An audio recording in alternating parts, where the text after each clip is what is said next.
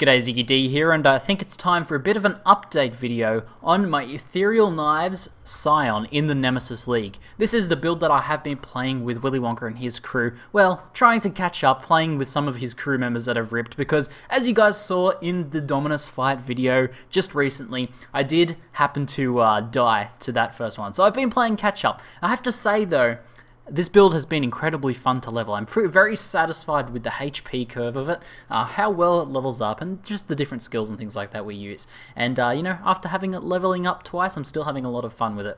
Now, I am currently in Act 3 Cruel. I'm up to sort of starting to fill out some of the quests in here and farming a bit of docks. Currently level 47, so, you know, doing a little bit of docks farming. I'm just here in City of Psalm because I don't want to accidentally rip while making this update video, because that would be the saddest thing of all time. So, we're in here, let's go over how I got leveled up to this point in the build, the different things I use, different skills I use, different gear I use, and things like that, and some of the changes I've made to the passive tree. Because since that video yesterday, I have indeed made some changes to the passive tree. Now, I'm actually going to be super safe and go back to town just to show off the changes that I've made to the passive tree first, and then we'll go and talk about some of the skills and things like that. So as you can see, I've just filled out some of these extra nodes here just for now while leveling some extra mana regen, and the 12% spell damage there is worth a point as well. So we head down through here, we've got all the same sort of stuff, but you'll notice I'm starting to respec out of these points here. I actually decided to drop Avatar of Fire. A few of you guys suggested it, and after talking with a few other people that have played EK builds, and just a few other people about Avatar of Fire in general, what they thought.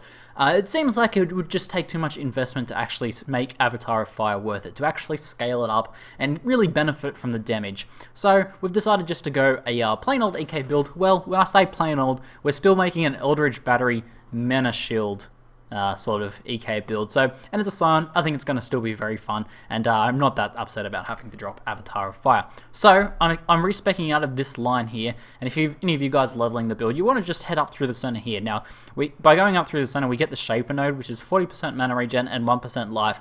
Now, we actually don't have that much life regen in this build, so this is very handy to have. We pretty much have this one and this 1% node over here. So this 2% with our fairly high life pool will be enough to keep us pretty solid, but that extra 1% will help a lot. So instead now we're heading up along here. Now I'm pretty sure, I'm still pretty certain that we're still going to come down here, grab this node, and go down into the Templar area and grab the same Templar nodes that we were going to get before. Because we want these body and soul clusters here, and I do think we want the regen and life in that area there as well. So I still think that's worth it. But yep, other than that, I've headed up to Eldritch Battery. So the order I actually progressed in was I came down here, I got the life cluster, head up through here, come down. You probably could actually, I like the idea of coming down and grabbing these life clusters, but maybe if I had to redo this again, I'd probably come up around, up through here, grab the Purity of Flesh cluster because it's really, really insanely good, most OP health cluster in the game, I would have to say, and then go straight for Eldritch Battery. My next step, as you can see, is I'm starting to head down to Mana Shield. I'm going to get Iron Reflexes, then Mana Shield next, and then I'll start to fill out the Templar nodes and things like that. That'll give us a lot of good endgame survivability and stuff like that. I'll put the updated passive tree down in the description below, but as usual, keep in mind that this might be subject to change as I test and play around with the build a bit more. We may change things more in the future. So let's go back into City of Psalm and talk about how I leveled this build. Now, as you can see, I'm currently using EK, and a few people have asked, you know, when should they actually start using EK?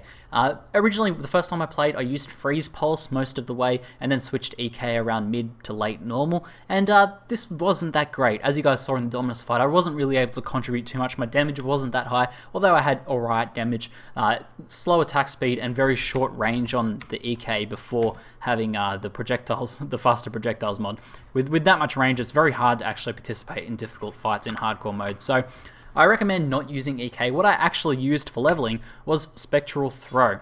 So I better actually switch back and kill off these guys, because these monsters do tend to wander around a bit. We used Spectral Throw with, basically just with, we used Added Fire for extra damage, and you can use Life Leech as well. Switch over in more dangerous modes, you can use Life Leech. I just use that with a 2-link basically, and if you do happen to get a 3-link, you can do Added Fire and Life Leech with Spectral Throw.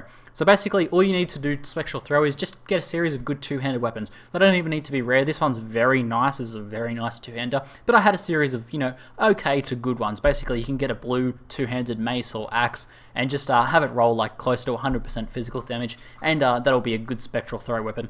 Spectral throw is incredibly fun to level with, even without less multiple projectiles, just by itself as a single sort of target attack. Still works pretty reasonably well, especially if you're leveling with a party. And it was really fun to level with, and I pretty much used that right up until about mid-cruel I switched over. Now the point that you actually want to switch over is when you are able to both support the mana and when you get some faster projectiles action happening on, so you have that extra range. But before that point, before you've got enough mana to support it and before you have faster projectiles, EK is a little bit iffy. It's more of a mid to late game sort of skill. So it's starting to come into its own now, as we'll go up here and talk about it now. So EK does really good damage once you start to get added fire, and once you start to scale it up a bit. As you can see, I can like kill off most of this stuff pretty quickly, and this is going to scale up nicely and keep increasing as we go. And it's definitely come into its own now, and I'm really enjoying leveling the build as EK. Having the extra projectile range made all of the difference in the world, and pretty fun stuff. So, as you guys can see, the current aura that I'm not currently using, but if I switch this over, the current aura that I'm using is Clarity. Now we level up Clarity a fair bit. You get a lot of mana in this build, especially once you pick up Eldritch Battery, and you want to level up Clarity pretty much as you can. I haven't actually found the point yet where I want to stop leveling Clarity, and I'm currently at, if we can find Clarity, I'm currently at level 10. Now you're going to be stuck kind of around level 4 to level 5 on Clarity for quite a while until you get the reduced mana gem. Once you get reduced mana, you can start leveling that up a lot more. It'll allow you to support more links on EK. As you can see, EK gets quite expensive once you get into a 4-link. But once you get reduced mana for Clarity, you can start leveling up Clarity, and it helps a lot. So I can pretty much almost, well, I can spam EK for quite a long time, and then if I am in a prolonged fight, and using some of my other skills to bring it down, I can just pop a mana potion and that brings me back up pretty quickly. So not really having any problems there.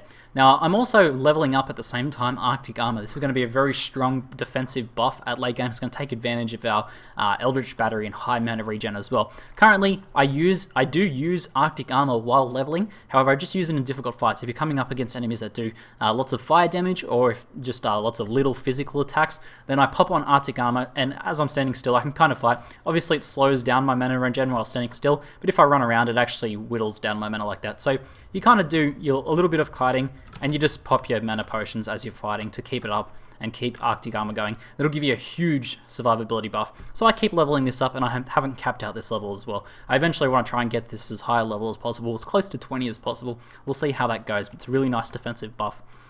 Other than that, I've been using Enduring Cry, although I only have 3 endurance charges, still very helpful. And I've also been using the Enfeeble Curse, which you get from a quest reward, so make sure to pick that up. And I managed to find a Decoy Totem as well. Decoy Totem is fantastic to have. So the combination of these defensive skills has, kept me alive and very solid on this reroll version of this character. So it's been going pretty well, and I'm very satisfied with the progress of it. Hopefully, I'll be in Merciless very, very soon, and we'll get into endgame and doing some of that sort of stuff. So the last thing I just want to talk about is some gear. In general, you just want to try and get, as much life as possible. So I've just got some life and resist gear here. Some life and resist. I've had to, get a pretty average chest piece here just so I could get a 4-link. But it's actually very easy to roll 4-links now. So if you get a 4-socket item that's decent, it is kind of worthwhile trying to maybe sink a few fusings into it if it's really good. And, I've had pretty good success. I think this one was fused in just 1 fusing, and it actually wasn't a 4-link to begin with. You want to run a Rustic Sash as soon as possible. I rolled this one with 70 life, so very happy with this one. 22% increased physical damage, scales EK by quite a bit. As you can see, if I take that off, it brings me down to 550, so extra 50 DPS just from the belt. And, life and resist.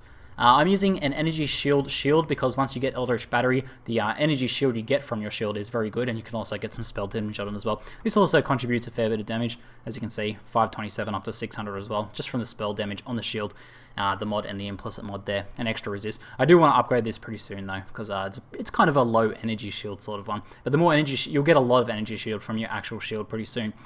Now, when you first start in low normal, you want to run a dual dex int amulet. Essentially, you're gonna have some problems while in the early stages actually having enough dex in it. As you can see, I actually picked up this one here just to get a bit of extra dex in the beginning, because you actually don't get any dex nodes for a while.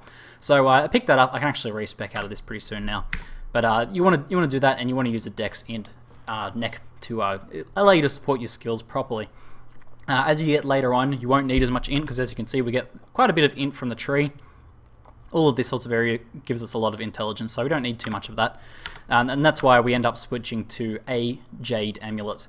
Try and get as much dex on that as possible, so I've got 22, 14, and 5 from the all attributes there, so that helps. Otherwise, just try and get some life and whatever spell casting mods you can. Increased maximum energy shield also increases our mana, so 610, 530. So very nice, and as you can see, we can't use our skills with that. As for the wand, just try and get some spell damage, and cast speed is super important. Try and get cast speed wherever you can, because EK has a very slow cast speed, and a little bit of extra cast speed helps quite a lot. And it gives you a lot more mobility. You'll find sometimes when you've got really slow cast speed on EK, you'll attack, and it takes quite a long time before you can actually move again. That sort of thing can get you killed, so you got to be a little bit cautious with that until you can get a fair bit of cast speed.